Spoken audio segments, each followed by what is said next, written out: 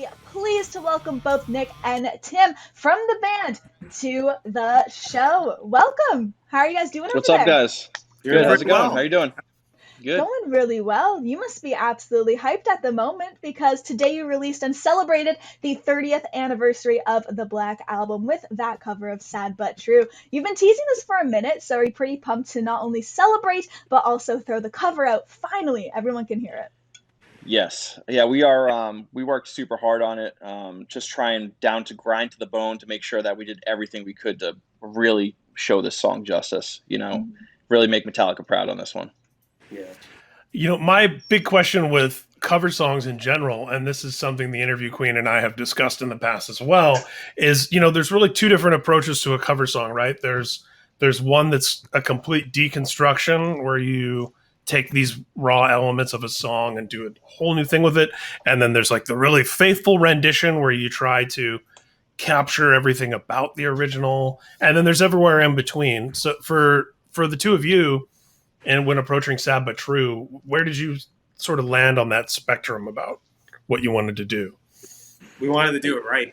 We Yeah. wanted to go as faithful as possible. It's not like we wanted to take like the chord structure or the vibe of the song and just try to do our own thing with it. We just wanted to do as close as we could to the original song and just modernize it. Yeah. Breaking it down, the song was insanely hard. Everyone would always say, like, hey, that riff seems pretty easy to play, but like when you're in there in the studio and you've got a guy like Mark Lewis who is a big Metallica fan and just a huge like guy on perfection saying, hey, that doesn't feel like James, make it feel like James. Let's find the right guitar that James would have picked out. Let's do some research on the woods, the strings, everything down to the bone. To us had to be perfect. And I think that has always been my approach, at least with Metallica, just because I love the band so much. Yeah, something I find myself talking about a lot, especially with guitar players, is that right hand of Hetfield and sort of that perfect precision rhythm playing. And, when I had Dino from Fear Factory on my Metallica podcast recently, he was even talking about the specifics of how Hetfield palm mutes and this like sort of, capturing of air pockets and all this like, nerdy stuff. I love that you guys did this with Mark for that reason. Was there anything that you learned through this process about, whether it's tones, amps, pedals, and any of that sort of nerdy stuff? I think playing in general, we learned a lot about, Mikey, our drummer, for the first time. He recorded this, and this is pretty crazy, I think, and Mark was pretty blown away. He recorded the whole thing in one take, too, with no click, which is extremely hard in a professional studio. And Mark went in there, he's like, listen, he's like, there's going to be no click while recording. He's like, I want you guys to feel the drums. I want you to feel the vibe. He's like, it's going to swing. It's going to feel like Metallica. If we do it to the click, it's not going to feel right. And that was where we just got so much more comfortable playing with each other more. And even the songwriting, like really deconstructing the song is actually the new album that we just went in the studio and did. It really helped us actually say, hey, like we should take some tricks from Metallica and be like, damn, this is how you write songs. I love when that happens. Yeah, I think the biggest thing was like, especially with like this song and what Metallica tried to do with the Black Album, because it's like Justice. They were just like flexing. They were like, hey, look at what we can do. Look at how complicated we can make these songs. And they just completely dialed it back. And they're just like, okay, how can we add the most muscle, the most meat, just make it sound beefy without doing all the, tricks and pulling everything out of the bag and being like, hey, look what we can do, And we took the same concept with the new record we just worked on. They're just like, how do we make something simple insanely heavy? How does that carry over without adding in extra notes or just any extra things on top of it? And you had kind of mentioned how you're trying to take as many nuances from the original as possible. And that also went into using everything from the equipment to the actual recording techniques, the same ones that Metallica used back in 91. So I think it's such a cool nod to the original, the fact that you did stay so true to it. But what was it like researching all of those elements and really trying to find some of those things? Was it difficult to begin with, or did it come fairly effortlessly? Yeah, it rattled our brains quite a bit.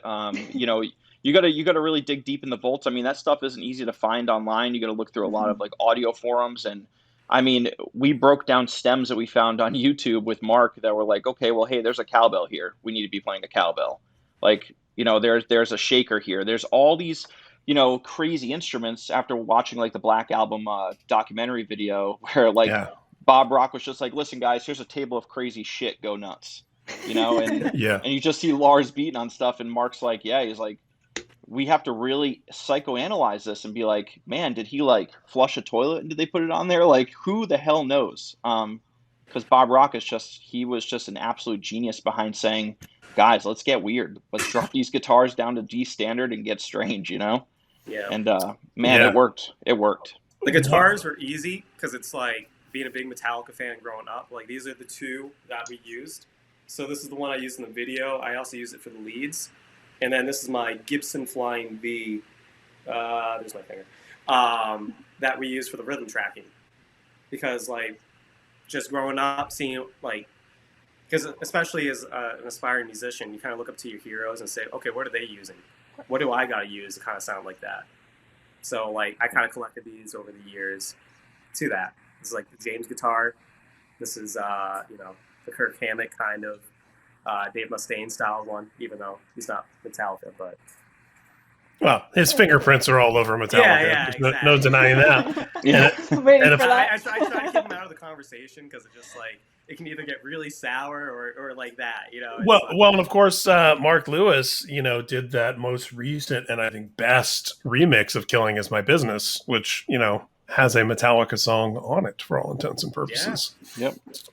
Yeah. So to that point, and the specific guitars that they played, and Bob Rock. If you watch, I think it was maybe for the 10-year anniversary, which is crazy that we're now at the 30th anniversary. But there was a documentary that they did where they went back kind of revisiting it, and there's a part where James and Lars are with Bob, and they're messing around with the mix desk, and they're just pulling up all this stuff that's like not even in there. You know what I mean? Like stuff that's in there that you can't hear because there's so much in there. The fact that, as she said, that you were able to recreate that and to do it in such a short amount of time nowadays Impressive. versus Yeah. the year they spent making that album. It's very, very cool. Yeah, it was quite a journey from start to finish, I mean, and not only that too, we were down in Nashville, Tennessee, which Nashville literally, I mean, it is the gear capital of the world. If you need anything, you just take a ride down the road and you got it. We found an actual Spectre 2 specs from the 1980s that Jason would have used. Same wood, same pickup setup, same electronics down to the key. Guy down the road had it from Mark's, and we're just like, man, like, what are the odds of this? And he's like, there is no odds to that. It's just sheer dumb luck. And the same guy who texts now for Jason Aldean had literally a carbon extra copy of what Lars used, down to spec as well. So it's like, all right, we spent about 18 hours dialing in those drums. Yeah, I remember back a few years ago when Black Veil Brides did a record with Bob Rock, and Cece, the drummer, was telling me that you have those conversations with producers where they're like, yeah, so what are some reference points? What are records you guys like? What do you kind of want to go for tone wise and whatever? And he said the first time he talked to Bob, and Bob was asking him what about his favorite drum sounds, and he was just like, the Black Album, just like, do what you did there. That'll work for us. That's fine. Yes, Yeah, no, legendary. I mean, yes, no, seriously. I mean, I met Bob Rock in passing once, and I was just like, man, you could just smell the awesomeness on this guy. Like, it's just like so many good records, such a genius, and it's I'm thankful for him and Metallica for shaping a lot of us, man. It's been quite the hell of a journey, through life with Metallica, for sure. Indeed. And to that point, could each of you tell us a little bit about how you discovered the band in general, and then how you, came to love this particular record? Yeah, I mean, Go first? yeah, I'll go first. I mean, I started off.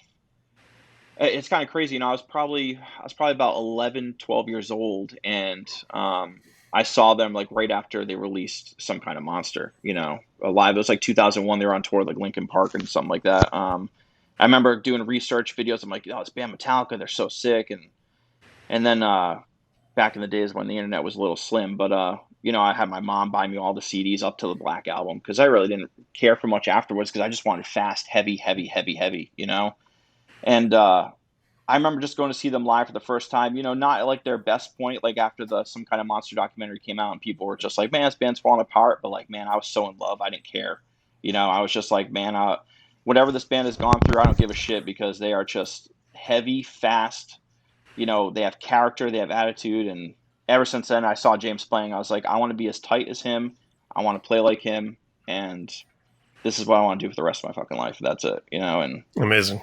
you know, it's been like that ever since. I mean, I have an obsession with Explorer guitars. I have like, you know, I have like this crazy obsession with, you know, with gear. I mean, me and Mark talk constantly about gear, and it's just like, you know, it all stemmed from them just being like, man, it's just, I want to be that, you know, and I wouldn't be me if it wasn't for Metallica, I don't think, to be honest. You know, it's kind of crazy. Indeed. So, Yeah. How about you, Nick? It was the same for me. Like, ironically, yeah, I found out about Metallica at the same age as Tim, just hearing that. But there's a little bit of an age gap, so I kind of found out about them a little differently. So I remember about 10-ish years old, that's when like Rock Band came out, the OG one. And then I was obsessed with that game. And then hearing Run to the Hills on that made me want to play, like Iron Maiden, play guitar. And then a little teeny bit after that, that's when Guitar Hero Metallica came out. I got like the free demo and stuff. Yeah. And I started playing like Seek and Destroy, or like off the thing, and I think they had For Whom the Bell Tolls on that demo as well. And then I eventually got the game, and I was like obsessed with it. That's when Death Magnetic came out. And I remember the first album I technically bought. I say technically, this was still digital downloading, I guess.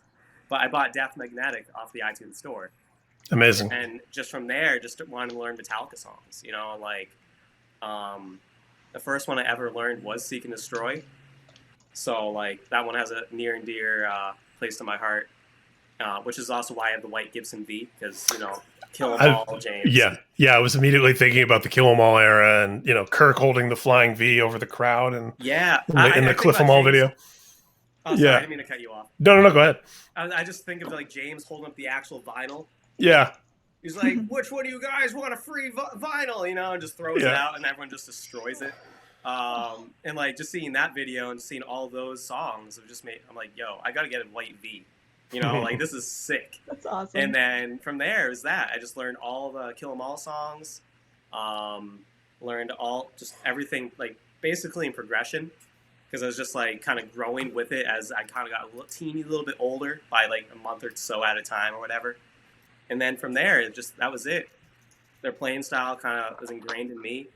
Like if I'm riffing, Tim can tell you this, I'm always just playing like some kind of Metallica style riff or whatever. And yeah, I mean, I always tell him, you know, he's the Kirk to my Hetfield, you know. So I mean, I always say adorable. That, you know, he's just gonna say it.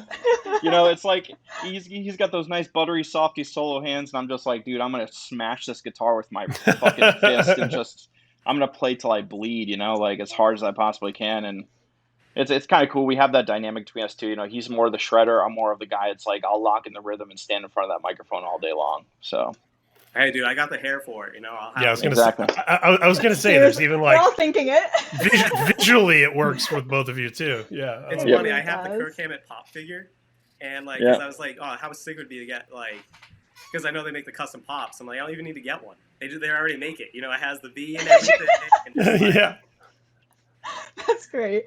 Well, it's obvious how much Metallica are just monumental to your growth as musicians, and it's seriously so cool hearing those stories, especially the Rock Band and Guitar Hero stuff, because I knew of Metallica for years and years, but didn't get into them heavily until I had to perfect Battery on Rock Band, so I totally feel you there. But I just want to say to both of you, thank you so much for sharing your stories and this cover, because both of you are dope, and the cover is as well, so we really appreciate you coming on to Knotfest Daily today.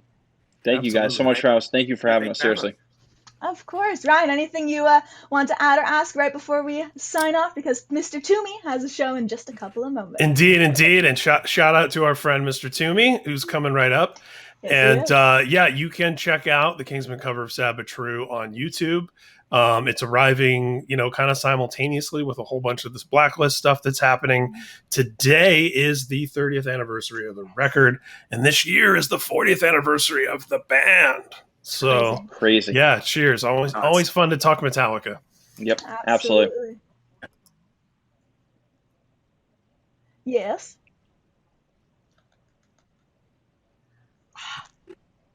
I love that.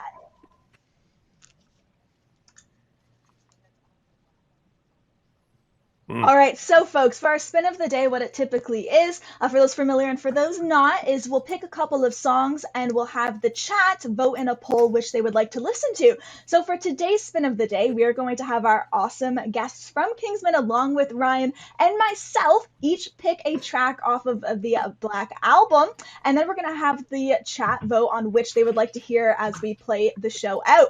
So guys, which songs are you thinking? Oh man, that's a tough choice. I was gonna say I'm gonna go very, not basic, but it means a lot to me. I'm gonna have to say Nothing Else Matters. I mean, it's great. Okay. It's a good song. And one of the rare songs with the Hetfield solo. Yes, and also too, I mean, we actually almost did that song, and let me just tell you, it's got a lot of instruments in it, guys. They would know. Yeah.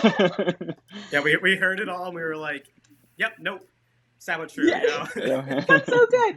All right, well, I'll say mine. I think I'm gonna go with one of the classics, being Enter Sandman. I know it's one of the most overplayed, but that one to me, it's such a banger of a tune. So how about the rest of you? And then we can put these all into the poll. Yes. I'm probably gonna have to do Struggle Within. I love that snare build up. I gotta go Of Wolf and Man, which is a little bit of a deep cut. And I gotta go if there's a live version we can find, because those Newstead backups back in the day, when he did the shape shift, so good. So good. All right, guys. So the poll is currently up. Again, you can choose between Nothing Else Matters, Enter Sandman, The Struggle Within, or Of Wolf and Man. I think I just saw which one Ryan voted for. I'm going to put my vote in for mine, obviously, and we'll see which one happens to win. Right now, Enter Sandman is in the lead, but this is a tight race. It looks like it might be between Ryan's choice and my choice. Very, very close. Sorry to the boys in Kingston, but... That's all right. That's all right. Of Wolf and Man, that's a great choice. That's a great choice. These are all great choices, and that's the beauty of this record. You really can't go wrong. There's no wrong answer here. Yeah. Yeah, there really isn't. I'd be happy with anything that gets jammed. Ooh, we are tied. Okay. Ooh. Damn. Although Mazza says Of Wolf and Man is the correct choice. Wow. I mean, Guys, Chris just said this isn't trivia. It's a tie. So what do we do? Yeah. Beautiful. Nick, Tim, please let us know. You have to choose between Enter Sandman or Of Wolf and Man. I'm doing Of Wolf and Man. I'm sorry. Yeah. I'm Sandman, to me, I love the song. I've heard it too many times. It's Smells Like Teen Spirit, Welcome to the Jungle. Right. Mm-hmm. You know what I mean? It's just I can't hear it again, even though I do love it. Yeah, I love Smells Like Teen Spirit. I love Pearl Jam, Alive. There's a bunch of the songs you love, but you could also, I don't need to hear Black Sabbath Iron Man ever again, despite it being a great song.